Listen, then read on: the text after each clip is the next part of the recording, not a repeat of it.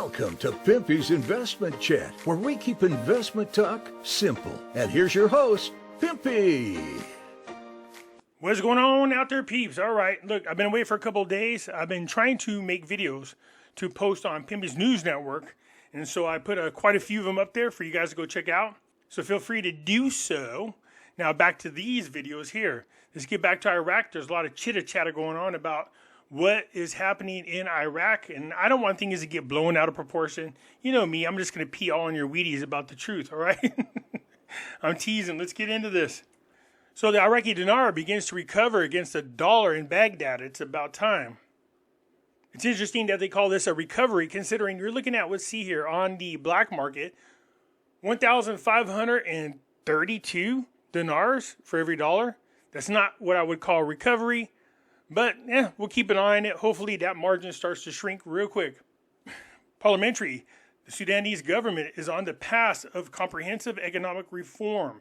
So on Saturday, the government of al-Sudani has proceeded with comprehensive economic reforms in the country, which we thought he was already doing in the first place. So the more he implements it, the better for Iraq. The government has taken it upon itself to automate all transactions, and we lack a culture of saving. Now, if this is true, and they're going to automate all transactions, this is both good and bad for me. I don't like for any country to be 100% digital, but in Iraq's case, this will allow them to really monitor where the corruption is in their country. So, it's kind of good and bad. I think it's necessary in the beginning here to just wean out the people that are not there for the Iraqi people. We'll see what happens. The Sudanese government has taken it upon itself to automate all transactions, government work, and deal between ministries by keeping the money that is in the banks. For example, fuel. Everyone will be forced to deposit money in the government's balance, which is like a compulsory savings within central banks. The main problem lies in the lack of culture of saving and the citizens' withdrawals all money from the outlets, because this is a recent experience and government needs to encourage citizens through other future measures. Yeah, I told you that the Iraqi citizens have a bad relationship when it comes to their banks, and I think this is still one of those fill-out processes. They're trying to encourage their people to open up banking accounts, keep their money there, but there's still trust issues going on with the Iraqi people. With phone call, the President of the Republic discusses with the Emir of Kuwait the development of relations and coordination on common issues. So having a relationship with Kuwait would be a big step for Iraq, only because of what's happened over the last 20, 30 years. I think the international community in general really pays attention to what's going on between Kuwait and Iraq. If they could just patch things up and be buddy-buddy and actually work together, this would be a big step for Iraq. So it isn't for a lack of trying. It looks like Iraq is trying to make amends for what happened in the past. So Rashid, the president of Iraq, on Saturday called upon with Kuwait to strengthen and develop relations with Kuwait in various fields, coordination and cooperation between the two countries on issues of common interest. While the new emir of Kuwait affirmed his country's desire to consolidate bilateral relations. As you guys, I'm sure, are aware, the old emir is passed away and there's a new one. So they're trying to establish new relations with Kuwait. Let's hope they pull this off. The media of the Presidency of the Republic said in a statement received by the news that Rashid made a phone call on Saturday with the emir of the state of Kuwait.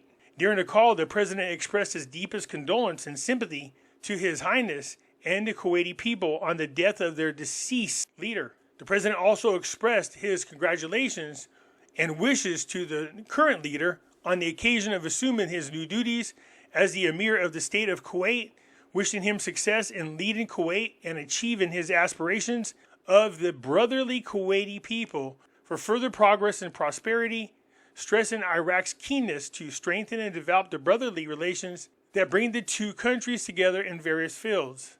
The call also dealt with the importance of coordination and cooperation between the two countries on issues of common interest and the need to exchange visits to strengthen bilateral relations and serve common interests and achieve security and stability in the region.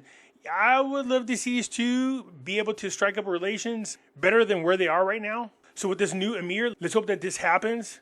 For his part, the emir of the state of Kuwait expressed thanks and appreciation to the President Rashid of Iraq, noting that Kuwait's desire to consolidate bilateral relations and its keenness to support Iraqis' efforts to consolidate its security and stability. This is a relationship I'd like to see get stronger. Al Sudini 2024 will be the year of achievements and opening of projects. Yeah, I would love to see that. I'm sure a lot of us would. The faster they go about developing non-oil revenue, the better. Al Sudini said during his opening of the Freedom Bridge for pedestrians is the first of its kind on the Tigris River, praising the efforts of the employees and companies of the Ministry of Construction, Housing, Water Resources, the Baghdad Secretariat, and other supporting bodies. The bridge has been implemented despite periods of delays and will streamline the movement of visitors and citizens in general, the Prime Minister added. He also added that the bridge was named for importance, consideration, and connotations of this area, which the grave system was preventing direct communications across the two shores, especially on the days of visits. Al-Sudini stressed, soon there will be an additional service in this region to complement the original of this project according to the design prepared by the ministry, making it a service, entertainment, and tourist facility befitting the area and the general areas of the capital of Baghdad. Look, Al-Sudini, without a doubt, definitely is walking that swag. He definitely has a lot of things going in a positive direction. Let's just hope that it continues. So here we go. Miss Blasshart sends the end of the year message to Iraq. So the special representative of the United Nations Secretary General, Janine Blasshart, on Saturday said in the message, the Malaysian of the year to Iraq. Now, I'm not sure that's spelt right, and I'm not sure what they're trying to say here, but the Malaysian. Returning to last year, I said that in light of the looming political stability and bright opportunities, Iraq has an excellent opportunity for rapid progress in its sustainable development. And a year later, several important steps and promising initiatives have already emerged. I agree. We all agree. Over this past years, Iraq has taken some pretty big steps. The country is in position to seize the many opportunities available to it. Doing so will not be an easy task, and therefore I cannot help but repeat the words of the Secretary General Antonio Gutierrez during his visit earlier last year. The United Nations is committed to supporting Iraq to consolidate its democratic institutions and advance peace, sustainable development, and human rights for all Iraqis. On behalf of the United Nations family in Iraq, I wish you all a happy New Year's and a peaceful and wellness future. Iraq's army begins training for military show on Eid. A source familiar with the matter on Saturday said the Iraqi army forces will conduct military parades this year in conjunction with the anniversary of its establishment. Iraq has been working on their military for quite some time, but it looks like now they are kicking off the training wheels, and we're going to have an established military presence in Iraq. This is good. The Iraqi Army Forces will conduct a military parade this year in conjunction with the anniversary of its establishment of the Army. The security sources told the news. The troops are starting to train on this. Once the sanctions are lifted and they're able to buy weapons for the military, well, then they'll have their own military and then they can fend for themselves. Iraq plans to achieve self-sufficiency in oil products during the second quarter of 2024. So the Deputy Prime Minister of Energy Affairs and Minister of Oil confirmed on Saturday the ministry's intentions to reach self-sufficiency in oil products during the second quarter of 2024, after the completion of a number of important projects in the liquidation sector. Good. They're working on this is good. Work on these projects. Get them completed. The sooner the better. This came during the opening of the projects to complete the fourth refining unit with a capacity of 70,000 barrels per day at the South Refineries Company in Basra Governance. It was said during a speech of celebration that the operation of this unit will provide large quantities of oil products, including naphtha, gas oil, kerosene, liquid gas, and others to cover a large part of the local need. The Ministry of Oil pointed out that the project was amongst the priorities of the government program and was completed in a record period by the national efforts after the regulation of foreign companies. For his part, the Director General of the South Refineries Company said in his speech during the ceremony that the company fulfilled its obligations to the government and the ministry to complete the project within the planned period stressing that the production of the unit of oil products will cover a large part of the local need, especially gas, oil, and kerosene, indicating that the company contributes through projects to increase refining capacity to reach the coverage of the local need and improve the quality of oil products.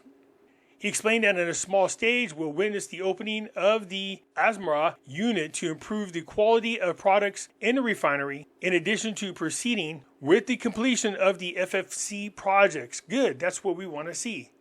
Regarding the dollar, Al-Alaq talks about American and international welcome to central bank steps.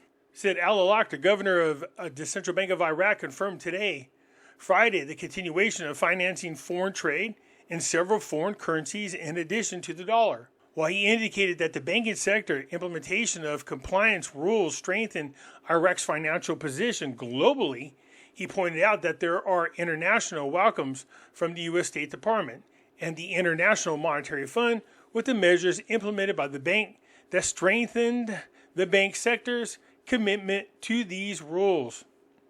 It seems to me like the U.S. is helping Iraq become independent. For some reason, seems a little surprising to me, but we'll take it.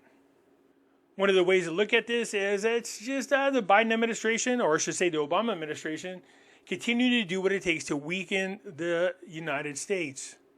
Said the central bank followed a plan that included mobilizing all requests for the dollar within the proper and fundamental channels, while attracting all merchants, importers, and those in need of external transfers within these frameworks and channels. The more the size of these channels and the number of participants expand in them, the more it affects two things positively. The first is the exchange rate. Let me repeat that. I spoke about this. The more they do this, the more they strengthen Iraqi dinar. It has an effect on the exchange rate. So it says the first is the exchange rate and its stability.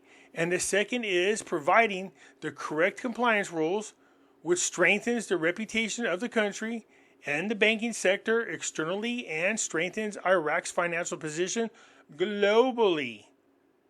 This matter is currently being done with the exceptional and great efforts as for the first time it is witnessing Iraq recognizing the external transfer process through the correspondence banks instead of the central bank or the federal bank being the executive interface for the process. He continued, in fact, the process is not the best practice in the world. Rather, it is the better for all transfers to be through a relations between the local Iraqi bank and the external correspondence bank, and the central bank carries out the process of monitoring, supervising, and enhancing foreign currency balances abroad to cover these needs.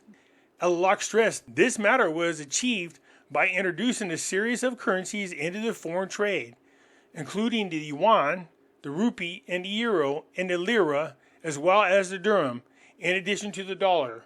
Wherever there is a need that depends on the weight of trade between us and the country with which there is trade activity, we will use those currencies. So talk about getting away from the dollar, just like they said they were going to.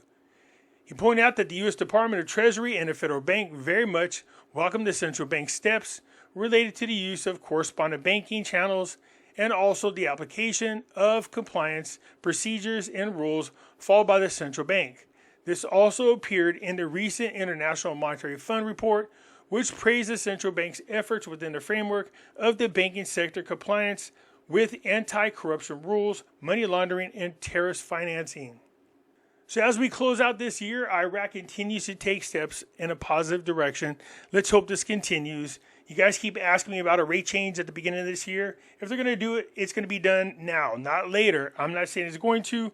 I'm just saying if it's going to be done, it's going to be done now. So I can re-change all the budgets for the years. I don't think it's going to happen, but we'll see what happens from here. Anyways, I look forward to your comments. I'll catch you later. I'm out.